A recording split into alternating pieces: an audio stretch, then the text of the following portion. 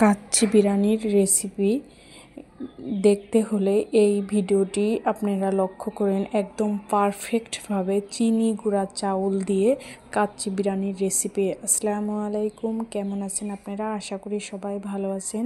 আমি এখানে 2 কেজি খাসির মাংস নিয়েছি। প্রথমে মাংসটা 2 চামচ লবণ দিয়ে মাখিয়ে রাখছি, কারণ খাসির একটা গন্ধ থাকে সেটা যাতে চলে যায়, তার কারণে আমি এইখানে 1 ঘন্টা মতো ভিজিয়ে রাখছি পানি দিয়ে, যাতে কোনো গন্ধ না থাকে। এইভাবে ভিজিয়ে রেখে আপনারা কাচ্চি বিরিয়ানি রান্না করবেন, তাইলে গোস্তে কামড় দিলে কখনোই গন্ধ হবে না।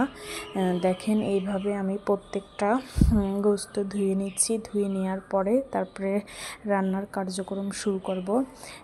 আপনার 2 কেজি চাউলের জন্য এখানে আমি চিনি গুঁড়া চাউল 1 কেজি ব্যবহার করেছি। বাসমতি রাইসও ব্যবহার করতে পারেন। আমি চিনি গুঁড়া চাউল, পোলার চাউল দিয়ে রান্না করে দেখাবো। মাশাআল্লাহ, এত সুন্দর হয়েছে, একদম পারফেক্ট, খেতেও অনেক মজা হয়েছে। আর মশলা আমরা নিজেরাই করে বানিয়ে নিয়েছি, কারণ ভিডিওটা অনেক বড় হয়ে যাবে, তার জন্য মশলার বানানো স্কিপ করে দিয়েছি ওই ভিডিওটা। দেখেন, আমি অনেকবার ধুয়ে নিয়েছি, রক্ত বের যতক্ষণ হয়েছে ততক্ষণ ধুয়ে নিয়েছি। এখানে আমি ধুয়ে নিয়েছি। আর কাচ্চি রান্না করার জন্য প্রথমে 2 টেবিল চামচ টক দই দিয়ে দিলাম, তারপরে গুঁড়া দুধ, আদা, রসুন। 2 কেজির জন্য পরিমাপ মতো লেখা থাকবে, আপনারা এইভাবে দিয়ে নেবেন। এইভাবে দিয়ে টক দইয়ের সঙ্গে মিক্সড করে, ঝাল যে যেরকম খাবেন সেই অনুপাতে ঝালটা ব্যবহার করবেন। অনেকে মশলা কম পছন্দ করেন, এইটা আমাদের নিজেদের বানানো মশলা। বানিয়ে নিয়েছি। আমার বাচ্চাও দেখেন নাড়ছে ওর বাবার সঙ্গে।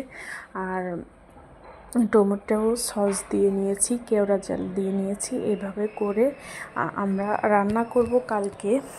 ধরেন বিকালে মাখিয়ে রেখেছি ওই আপনার 12 ঘন্টা মতো।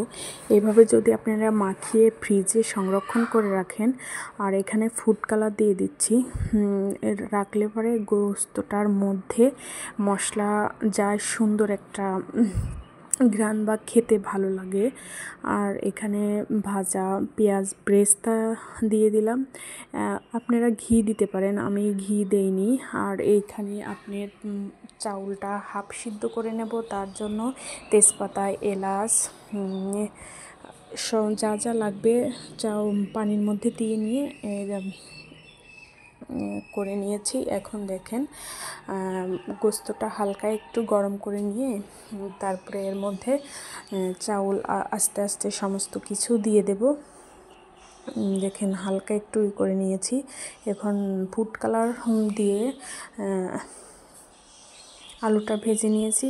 তারপরে আপনার এখানে আমি আলু বোখরা, কিশমিশ, হালকা একটু লবণ উপরে ছিটিয়ে দিয়ে দিলাম।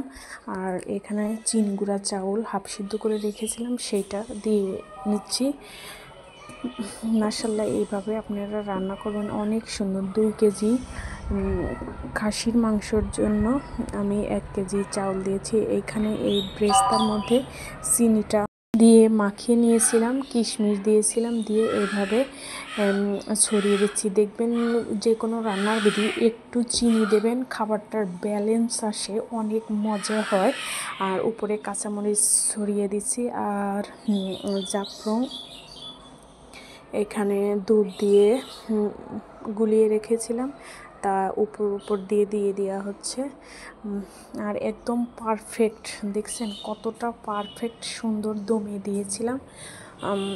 আর 4 কোনা অনেকে আছে যে আপনার আটা দিয়ে মাখিয়ে দেয় বের করার জন্য। এই পাত্রটা অনেক সুন্দর, ওর বাবা স্কুল